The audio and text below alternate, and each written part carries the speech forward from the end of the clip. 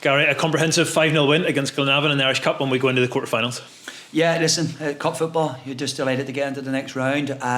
25 minutes into the game, it was difficult. They came and had a real go, and certainly a team that felt they had nothing to lose, and that's exactly how they went about it. You know, they pressed and they hurried and they committed a lot of men forward, but in committing men forward, they had to leave space at the back, and Lee Bonus and Andy Ryan punished them a day for that. Maybe it took us a little while to get grips of the game, but once we did, it was a really good performance from that first goal win, and it was superb from there on. Yeah, the goal definitely settled us. You know, Lee had hit the post just before that, but after we caught them that first time and we figured out how we could get around them instead of trying to play through so many men committed forward. Once we got in behind them, we caused them all sorts of problems, and ultimately they put them to the sword. Lee Bonus, I think, has 7 goals against Glenavon this season. He seems to enjoy scoring against what was his old rivals when he was a Portadown player. Yeah, listen, Lee, he makes no bones about it. He's a massive Portadown fan. So does he like scoring against Glenavon and putting one over them? You know, whenever he came off, he goes, how's Portadown doing? I says they're winning 2-1. He says, don't get them in the next round. Don't get them in the next round. Doesn't want to play them, you know. So listen, he's done it ever so well today. Again, he's got his goals and that, and him and Andy Ryan, were really, really difficult to play against today. And very unselfish, I thought, from Paul O'Neill to square the ball to make the hat-trick really for Lee Bonus. Yeah, listen, if he'd have taken a half decent touch, he wouldn't have squared it, do you know what I mean? But no, the build-up play was excellent by Paul. He turned and drove at and played a great 1-2 with Mark. So it is, and it was unselfish with him. He probably could have got a toe to it and tried to put it on target. He squares it to Lee and that there to finish it off, and Lee's and Paul and that there, anybody who could pace up along that front line, they're class acts, really, really good players, all of them, and it's nice now that they're sharing the goals around. Lee Bonus got his wish. We have avoided Portadown in the quarterfinals, but we're home to Newington. What do you make of that draw? Yeah, listen, it's a really difficult one. You know, people would be thinking if avoiding the Premier League teams is an obvious one. Getting a home draw and that, there's an obvious one too. This is what you're always wanting. But Newington are tough, you know, and I've been playing out of him for this year, so there'll be no strangers to down round, and the pitch and everything else and that there is going to be really difficult. They've just signed Rory Donnelly in the window and he got a couple of goals a day, I've seen. So, you know, they're a strong set-up, they're a strong team. They'll get every respect from us and well prepared away, same way we have done for Glenavon this week. And I suppose we've got what we wanted from today in terms of being in the quarterfinals, but that's something we have to park for a few weeks with big league games coming up. Yeah, listen, like everything else in that area, and you know the way the club works and the way the manager works. As soon as one game's done, we put it to bed and we move straight to the next one. Seamus will be in the office. He'll probably be watching the games back, what we could have done better, and he'll come up with a game plan between the boys, how we attack next week, how we prepare for the game. The good thing for us is we've got a few days to prepare for it. You know, we've been so Saturday, Friday, maybe Tuesdays and Fridays and Tuesdays and then Saturdays, and we haven't really, it's been sort of relentless up to now, whereas this week we got a lot of really good work done. Next week we'll get a lot of really good work, and we'll go into Loughgall, the only team to beat us this year. And any news on the injury front? Obviously Joe Thompson limped off last week and was unable to be available today. Any news on him first of all? Yeah, it's a calf injury that Joe has. You know, he's in great hands with Mick and that and the boys and Glenn. He got put for a shift there today, and he won't want to be injured for long. You know, Glenn Wilkinson had him in the gym and near killed him the day and that day before we come down here before pre-match. But Joe's got the mentality and the character and the desire to get back quicker than anybody, so he'll be doing everything he possibly can to get back fit. And again, it's just in the medical departments, you know, hands not there whenever how long that will be. I'm hoping it won't be long. Dylan Sloan should be, he's making real good progress. The knock he picked up in the County Antrim Shield final, he's not too far away, you know what I mean, but slowly but surely everybody's getting back to fitness.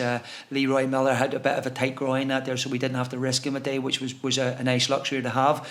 And it was fantastic to see James Simpson coming on as part of our scholarship programme.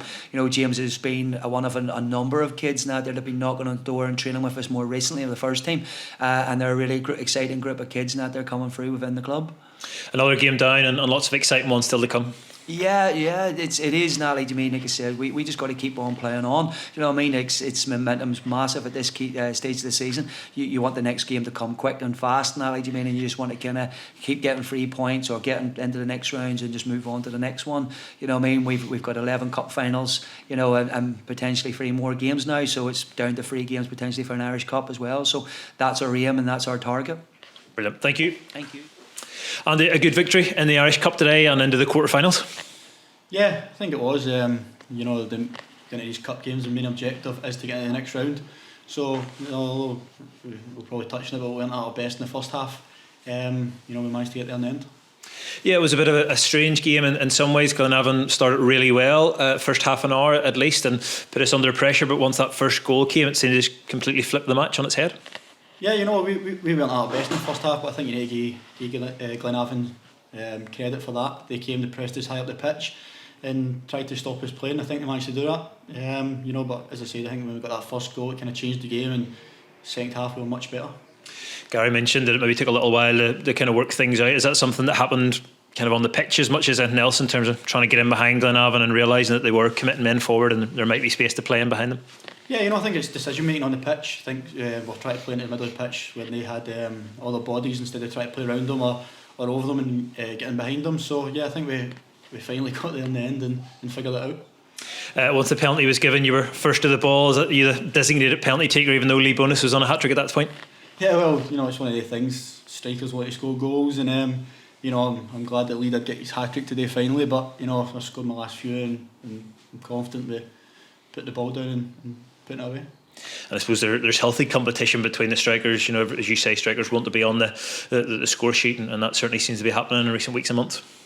Yeah, I think that's I've touched on that numerous times here.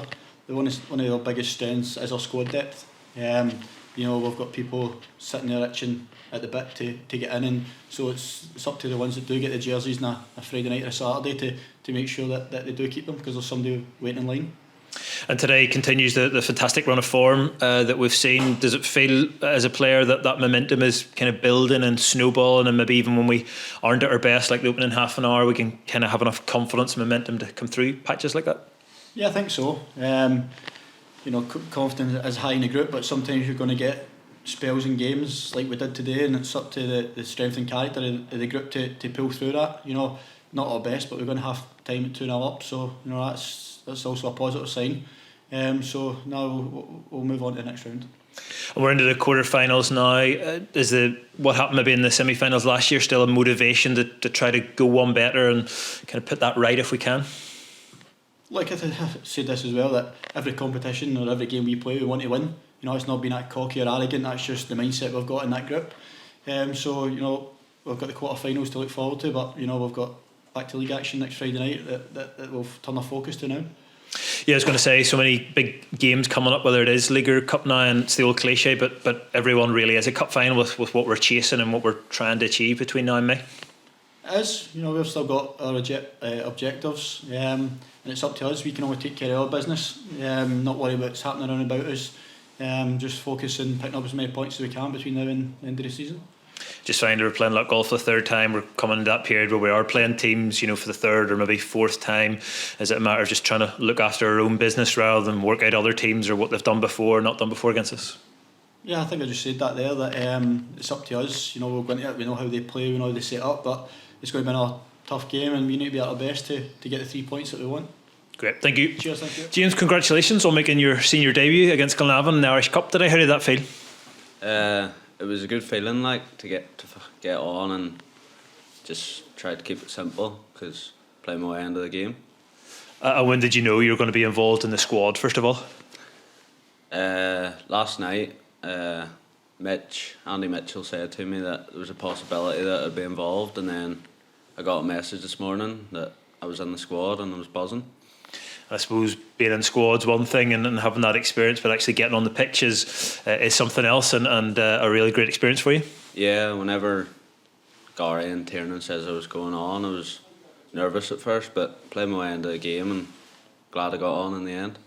Yeah, and you got a reasonable spell on the pitch. Obviously, a good time to come on when we were in real good control of the game, but you saw plenty of the ball and plenty of the action. Yeah, just tried to keep it simple and play my game. Yeah. I suppose it's a dream to be able to make your debut. You've thought about that moment, I'm sure, for a long time, getting onto the pitch and getting involved in senior football. Yeah, I live in Larne. I played for Larne when I was younger. I've came back this year, and one of my goals was to play for the first team, so I'm glad to achieve that.